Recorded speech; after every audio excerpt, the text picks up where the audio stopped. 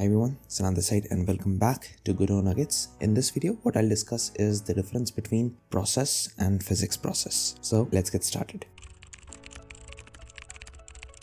Here we are back at our screen. You've heard these two functions, right? One is the process function, which has an argument of delta. The other is the physics process, which also has an argument delta. Now you have access to these functions in, let's say, a character body, and the basic idea is you have no idea which one you have to use, either the process or the physics process. So let's discuss what both of them are exactly. So let's start with the process function. So underscore process and the delta. So what is this delta? Delta is basically the time elapsed from the previous run of the process to this run of this process. Let's use a concept known as timing diagram in computer science. So let's say this is your time, and at this point you run the first time the process function here. Now after some time, after a delay of delta time, you run this process again. So this time duration is actually this delta, which is also denoted as this triangle symbol sometimes. So this delta time is actually this delta parameter that is passed into this function. If you see, you also have this same delta in this physics process as well. So technically every frame this function is running, as well as every frame this physics process is also running. But the concept of running of a frame is different in this process function and in the physics process function. So let's try to understand that. So let's look at process, right? So this is the process. So let's say when you start your game, you run this process for the first time, then you run it for the second time, and then you run it for the third time, and so on. But the thing is, with this process, this is, let's say, delta 1 and this is, let's say, delta 2. Now delta 1 is equal to delta 2 is not guaranteed. Okay, so this value of delta 1, this value of delta 2 is not guaranteed to be equal. This is about the process function. So let's say after some time, the 7th run of this process and the 8th run of this process function, this, let's say, be delta 7. So this delta 7 could be equal to delta 1, could be equal to delta 2, could be equal to delta 3, 4, 5, 6, or maybe 8, 9, 10, but it's not guaranteed. So this process is running at every visual frame, runs at every visual frame. Okay, so that was about this process. So what makes a physics process different from this process? So let's look at that as well. So again, let's look at a timing diagram, but this is for physics process. PP. P is for process, this PP is for physics process. So you run this PP for the first time, then you again run this for the second time, then you run this for the third time, and so on. So you calculate this delta 1, calculate this delta 2, and let's say PP again. Let's calculate this delta 3. So again, this is time. Now the job of this physics process is to run this in a way that delta 1 is equal to delta 2 is equal to delta 3, which is equal to delta t at any time t. So that is the difference between physics process and process. Physics process runs at every system/computer frame. Okay, and technically if you see this idea of delta 1 equal to delta 2 equal to delta 3 equal to so on, this makes physics process quite reliable, obviously. So you have no idea the difference of time between these P's or just the process, but you're sure of this time in between them. Now if you go into your settings, in general settings, you can actually determine what is this length. Generally, if your game is running at 60 frames per second, this delta at any time t is basically 1 over 60. Now on the screen right now, you can see the screenshot where you can actually change this value, but you could have this 30, you can have this 25, but going below that, your game is technically non-functional. So that is about process versus physics process. Let's look at an example and see what is actually happening. Now this is what you'll observe when you are actually creating a game which is at a larger scale. Now the games that I'm making in this tutorial like the first game series, you won't observe any visible difference between these two functions. You can run the game in both of them, but when you actually make a large scale project, you would actually see a lot of difference, and depending on where you call a function, either in the physics process or just the process, the functioning of the game would be heavily impacted, or the user experience would be heavily impacted. So let's look at an example. So before that, let's look at a timing diagram of just a process. So the first call is here, the second call is here, the third call is here, the fourth call is here, fifth call is here, sixth call is here, and so on. Also, there is a limit, or there is technically a time difference specified in the game or in the engine, which I'm not exactly sure what is the value, but there is a setting known as vsync.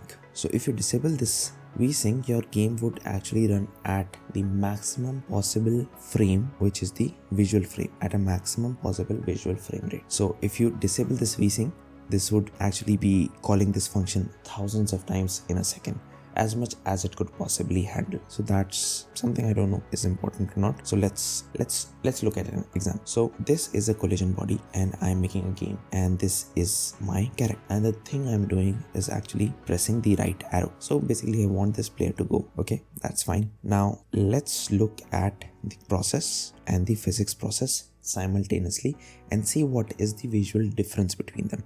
Now I'm showing you this because actually showing this and implementing this in an actual project is very difficult. It's very minor difference, but I just wanted to show you, so I'm using this as an example. So again, this is the time axis, and yeah, so for this example, let's assume your animations that is playing, the visual frames that is actually playing, is in this process function, whereas your movement logic is actually in this physics process. So getting an input, getting an event is handled in this physics process, and your visual animation frames, animation tree is handled in this physics process. So let's say for simplicity, our process is going to run at a faster rate. So that means the first call is here, the second call is here, the third call is here, the fourth call is here, and so on. Similarly, for the physics process, you have it running at a larger scale. So this delta of I, although all of them are same, it's larger than the deltas present in this process itself. So let's see what happens. So at time t is equal to 0, when you start your game, the game is running. Now what happens at this point is that you are continuously, throughout this experiment, the thought experiment that we're doing here, you're pressing right. As soon as you start your game, you're pressing the right arrow key, and you have the logic to move right. Okay, so at this point it is okay. So for this, let me choose a different color. So at this point of time, your process is updated, so your animation is updated, your player is still at the start position, because you have still not updated the physics movement, the right. You have seen this input, but you have still not used that or calculated the next position of the player. So nothing happens. Again, in this one, if you see closely, this is still a minor time difference behind than this first call of this physics process. Still, your player is still at this point. But now, since you are pressing right, your player would actually update its distance, and now after this, your player is at this position. So what happened is, now technically you could extrapolate this throughout this experiment, but what you should observe or understand is that in these first two frames, or even in the initial frame as well, the first three frames that you see here, 1, 2 and 3, you had the same frame that is being displayed. Even though your game is running at a very high frame rate, what you are actually seeing visually is that the first three frames are exactly the same, even though it's updated. So again, for this you would see some jittery effect of the player, so it would seem like it is lagging, but you won't see a drop in your frame rate in your game. Okay, so that is case 1. Now let's look at case 2. Again, you have this block, you have your character body, and this is the process, and this is the physics process, like this. Now in this, what we'll do is we would actually swap the the logic that we used here. So now the process is running at a faster or at a slower rate, but the physics process is running quite fast. So just keep in mind, in the physics process the deltas are same, in the process deltas are not same. So what happens here is that your player is here. At this point of time, your physics is updated, and logically in the memory, player is at this position and not here. Although you're seeing this player here at this position, your player in system's memory, the position of the player is actually at this point. Now again, same thing, your player moved ahead, but still you're just seeing this player at the initial position because your frame is not being updated. The first call of this process is here, and at this point, till the time you reach this point, this frame or this animation would not be updated. Next, again, same thing. Your position is updated of the player is technically your player should be here, but it is not seen visually because the mismatch of this rates. Now at this point of time, when you reach this, only after that your player position would be updated from here to here, and you would see this. And in this case as well, you'll see some jittery effect. Now you would see a drop in frame rate in a way because your visual frame is, the number of visual frames per second is actually decreasing, is smaller. Now this would look like a drop in frame rate because your visual process is running at a slower frame rate, but your mechanics, game mechanics is working smoothly. It's just that you're not able to see this. So in both of them, either because of this process or because of this physics process, you are seeing some jittery effect. Either the mechanics is running too slow or the frame rate is slow. Okay, so that is case 2. Now case 3, both are same.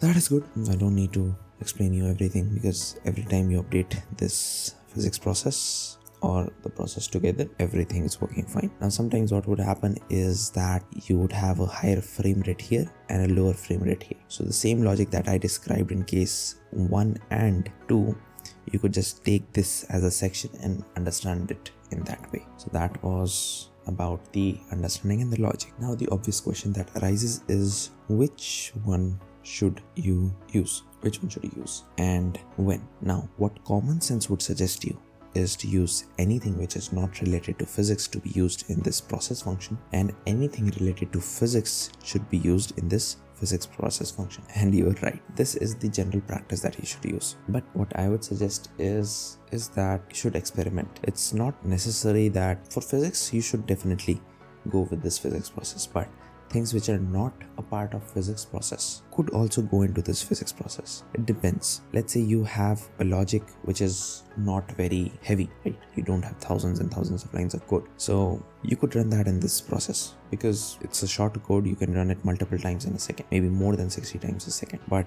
if this is an important code for the logic, pathfinding and things like that, definitely go with this physics process. Now I'm just extrapolating everything. So if you want to have a higher frame rate, right, try to have a smaller logic or simpler logic in process and some of the heavier weightlifting of the code to be handled in this physics process. But more or less what I'll say is Godot is very efficient. If you write everything properly, it's very efficient, it's very good, and you won't notice a very big difference in this process and physics process till the time you actually are making a full-fledged heavy game. Okay, so now what I'll do is I'll show you the values of delta when I print delta in both process and physics process separately, and just observe the values of delta in both process and physics process.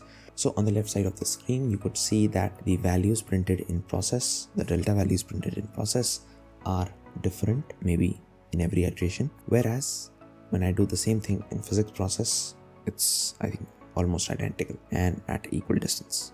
That was it about the video. Thanks for watching, and I'll see you in the next video.